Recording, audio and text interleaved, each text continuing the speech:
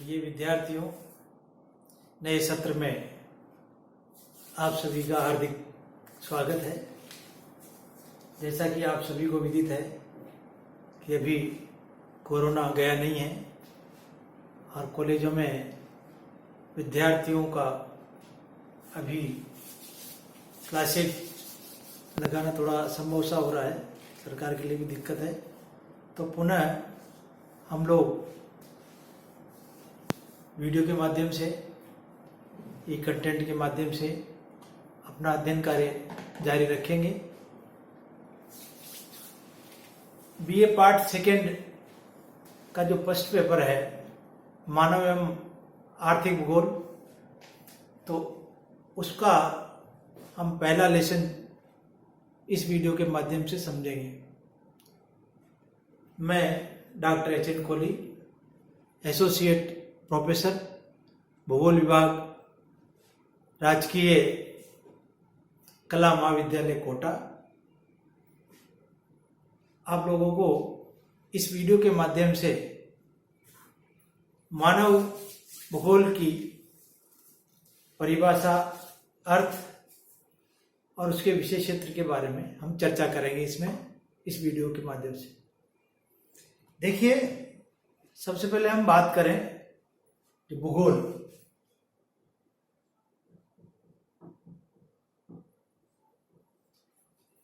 भूगोल जो है वो ज्योग्राफी, अंग्रेजी शब्द इसका है ज्योग्राफी।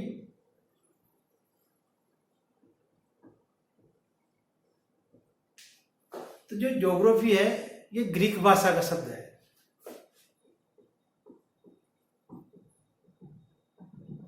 ग्रीक भाषा का ये शब्द है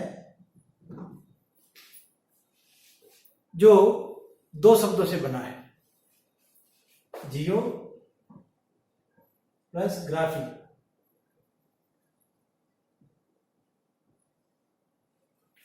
जियो प्लस ग्राफी, यानी जियो का अर्थ होता है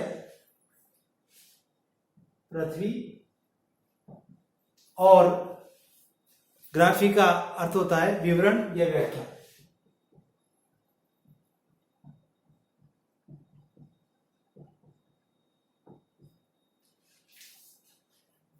यानी जो भूगोल या जो इसका अंग्रेजी शब्द है ज्योग्राफी, वो ग्रीक भाषा का शब्द है जो जियो प्लस ग्राफी से मिलकर बना है। तो जियो का अर्थ होता है पृथ्वी और ग्राफी का अर्थ होता है विवरण या व्याख्या।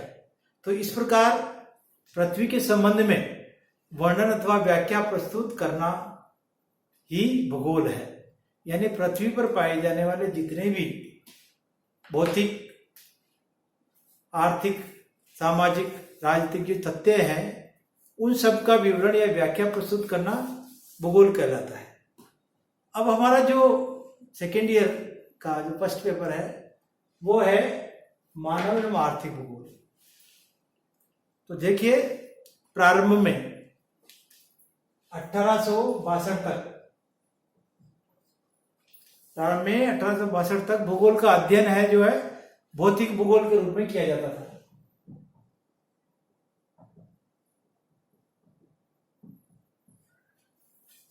भूगोल के मायने केवल भौतिक भूगोल के रूप में ही किया जाता था। 1882 से 1891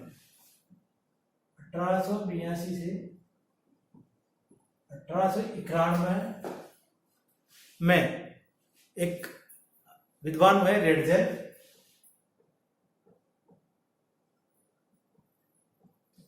रेडजेल ने एक पुस्तक लिखी, एंथ्रोपोज्योग्राफी।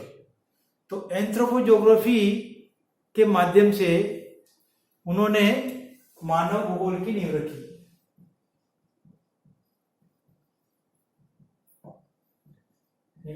रेडजेल ने मानव भूगोल की नींव रखी।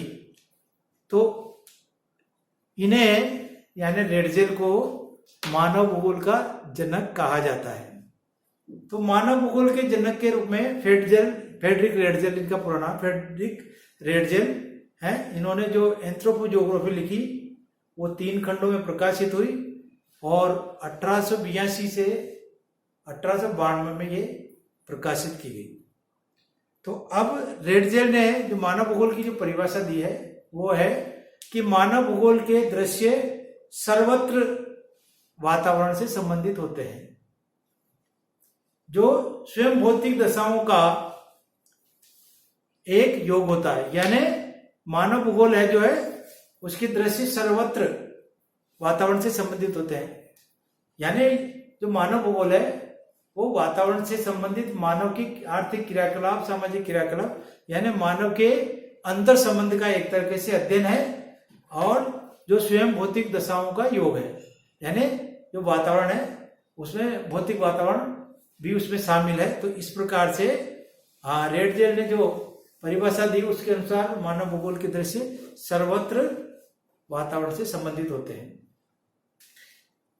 मानव भूगोल के जो विद्वान हैं उनमें प्रमुख रूप से कुमारी Semple, Vidal de la Blache, Jean Brunhes, Huntington, Ratzel, Demangeon, Renner, Max और लेवान आदि हैं। तो इन्होंने मानव भूगोल की विभिन्न परिभाषाएं दी है। अगर हम बात करें मानव भूगोल की परिभाषाओं की, तो रेडजेल की परिभाषा हमने देखी। कुमारी सैमुअल ने कहा है कि मानव भूगोल अस्थायी पृथ्वी और चंचल मानव के पारस्परिक परिवर्तनशील संबंधों का अध्ययन है। यानी मानव स्वयं पृथ्वी पर रहता है जो अस्थायी है, एक तरीके से मतलब स्थिर नहीं कह सकते हम। तो अस्थायी पृथ्वी और मानव का जो स्वभाव चंचल है, तो चंचल मानव के पारस्परिक परिवर्तनशील संबंधों का अध्ययन है, ये कुमारी सैमुअल ने कहा है। जो इसी प्रकार से वाइडर डेला ब्लास की बात करें तो उन्होंने बताया कि मानव भूगोल पृथ्वी और मानव के पारस्परिक संबंधों का नया विचार देता है, जिसमें पृथ्वी को नियंत्रित करने वाले भौतिक नियमों तथा पृथ्वी पर निवास करने वाले जीवों के आपसी संबंधों का अधिक संयुक्त ज्ञान समाविष्ट होता है। तो वाइडर डेला ब्लास ने भी मानव भूगोल की परिभाषा देते हुए पृथ्वी और मानव के पारस्परिक संबंधों की बात कही है। यानी मनुष्य पृथ्वी पर रहता है तो उसके पृथ्वी पर विद्यमान समस्त प्रकार के वातावरण से वो समायोजित करके, वातावरण से अंतर संबंध स्थापित करके और विभिन्न नियमों के तहत जिस तरह का परिदृश्य बनाता है, उन सब का अध्ययन हम लोग इस मानव भूगोल में करते हैं। जीन ब्रूस कहते हैं भौगोलिक तथ्यों के अध्ययन को मानव भूगोल कहा जाता है। यानी भौगोलिक तथ्य से मतलब भौगोलिक तथ्यों में प्राकृतिक और सांस्कृतिक दोनों तरह के तथ्य आ जाते हैं। तो मानव भूगोल के अंतर्गत हम सभी भौगोलिक और यानी भौतिक और सांस्कृतिक सभी प्रकार के तथ्यों का अध्ययन करते हैं। इस तरह से जीन ब्रूस ने परिभाषा दी। इसी प्रकार से हंटिंगटन ने कहा है मानव भूगोल में भौगोलिक वातावरण तथा मानवीय क्रियाओं और गुणों के पारस्परिक संबंधों के वितरण और स्वरूप का अध्ययन होता है। तो हंटिंगटन के अनुसार भी मानव भूगोल के अंतर्गत हम भौगोलिक वातावरण और मानवीय क्रियाकलापों का पारस्परिक संबंधों का हम लोग अध्ययन करते हैं, उनके वितरण को दर्शाते हैं। तो इस प्रकार से विभिन्न विद्वानों की तो परिभाषाओं से स्पष्ट होता है कि जो मानव भूगोल है वो पृथ्वी पर निहित विभिन्न भौगोलिक वातावरण और मानव के द्वारा उसमें अंतर संबंध स्थापित करने के द्वारा जो भौतिक और सांस्कृतिक परिदृश्य निर्मित होता है, उन सब का अध्ययन हम लोग मानव भूगोल में करते हैं। तो इस प्रकार से जो 1882 तक भौतिक भूगोल के रूप में केवल हम अध्ययन करते थे, वो फिर रेडजेल ने मानव भूगोल की स्थापना की तो भूगोल की दो शाखाएं विभाजित हो जाती है, जो एक भौतिक भूगोल और एक मानव भूगोल। इस प्रकार से ये दो तरह से मतलब जैसे दो भूगोल की मतलब प्रमुख शाखाएं हुई। इसके अंतर्गत ही फिर मानव भूगोल में आर्थिक भूगोल इसकी एक ब्रांच के रूप में, तो अभी जो द्वितीय वर्ष का जो कोटा विश्वविद्यालय का जो सिलेबस है उसमें मानव और आर्थिक भूगोल को संयुक्त करके और ये पेपर रखा गया है। तो इसमें मानवीय पहलुओं और उसके आर्थिक क्रियाकलापों को संयुक्त रूप से हम लोग अध्ययन करते हैं। तो इस प्रकार से मानव भूगोल की परिभाषाओं से ये स्पष्ट हो गया होगा, आप लोगों को समझ में आ गया होगा कि मानव भूगोल के अंतर्गत हम लोग पृथ्वी पर विद्यमान मानव के विभिन्न क्रियाकलापों का अध्ययन करते हैं और पृथ्वी पर विद्यमान वातावरण के साथ में जो मनुष्य ने जो अंतर संबंध स्थापित किए हैं और उसके द्वारा जो विभिन्न प्रकार के परिदृश्य बने हैं उन सबका वितरण, आर्थिक गतिविधियों का वितरण और मानव के विभिन्न प्रकार के जो स्वभाव है, विभिन्न प्रकार के हैबिटेट है, उन सबका अध्ययन हम लोग जो है मानव भूगोल के अंतर्गत करते हैं। तो इस प्रकार से एक सामान्य परिभाषाओं के रूप में हम कह सकते हैं कि मानव भूगोल की वह शाखा है जिसमें मानव तथा उसके क्रियाकलापों के स्वरूप तथा स्थानीय भिन्नता एवं उसके भौतिक पर्यावरण से अंतर संबंध का अध्ययन किया जाता है। यानी मानव के विभिन्न क्रियाकलाप तथा स्थानीय भिन्नता और भौतिक वातावरण से उसके क्या अंतर संबंध है, अलग अलग एरिया में अलग अलग प्रकार के जैसे संसाधन मिलते हैं, क्योंकि विविधताओं से भरा है हमारा संसार और अलग अलग क्षेत्र में अलग अलग प्रकार के संसाधन हैं। तो उस संसाधनों के अनुसार ही वहां पर आर्थिक क्रियाकलाप डेवलप होते हैं, औद्योगिक विकास होता है और विभिन्न प्रकार के सामाजिक और आर्थिक वातावरण वहां पर निर्मित होता है। तो हम मानव भूगोल के अंतर्गत उन समस्त परिदृश्यों का हम अध्ययन करते हैं। अब हम ले मानव भूगोल की प्रकृति के बारे में, अर्थ और परिभाषा, इसके बाद में मानव भूगोल की प्रकृति।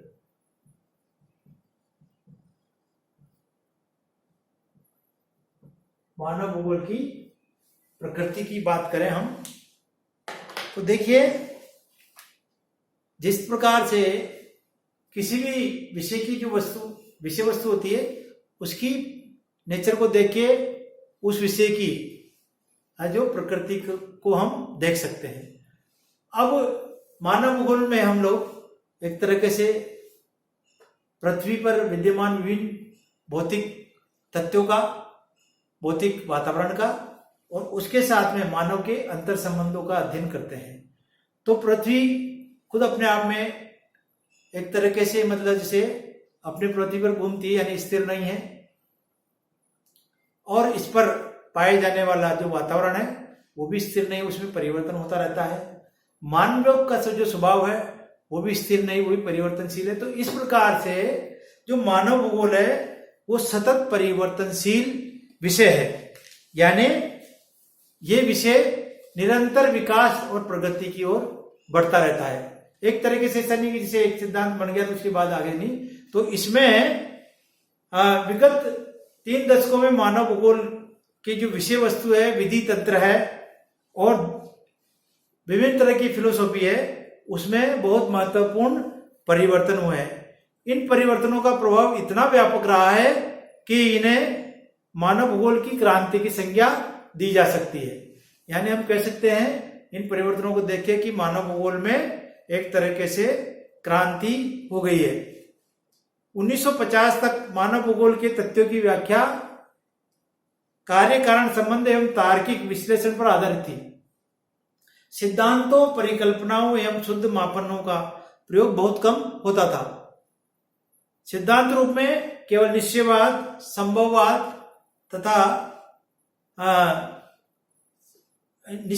संभववाद का प्रमुख रूप से बोलबाला था। इसके बाद मनुष्य एवं पृथ्वी तल के संबंध का वास्तविक जो निरूपण मानव भूगोल में उचित ढंग से किया जाने लगा और एक नई विचारधारा संभववाद की विचारधारा का विकास हुआ और उसको जैसे नवनिश्चयवाद भी कहते हैं, नवनिश्चयवाद का उदय हुआ तथा अनेक विभिन्न प्रवृत्तियों ने जन्म लिया। तो इस प्रकार से 1950 तक जो मानव भूगोल केवल निश्चयवाद और संभववाद तक स्थित था, उसमें फिर नव निश्चयवाद का उदय हुआ। 1960 के दशक में मानव भूगोल में गणितीय विधियों तथा मात्रात्मक विधियों का प्रचलन तीव्र गति से बढ़ा।